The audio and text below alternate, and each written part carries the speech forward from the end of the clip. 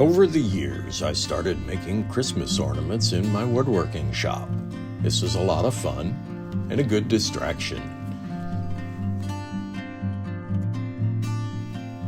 They are usually simple, and you can make them pretty quickly so that you can get a job or a couple ornaments made in a day.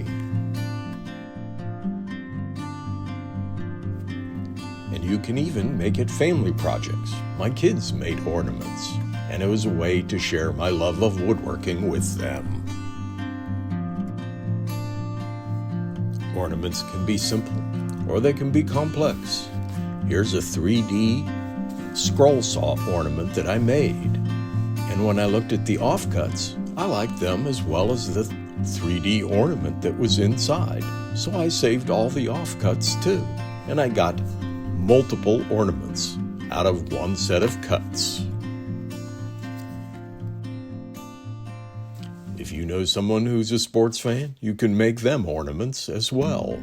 Or I've even done corporate logos for Christmas presents. Christmas ornaments are just a great decoration and a great way to share your love of woodworking with family and friends. Thank you for watching. Please subscribe, like, and ring the bell. I appreciate you watching the Johnsonville Woodworker.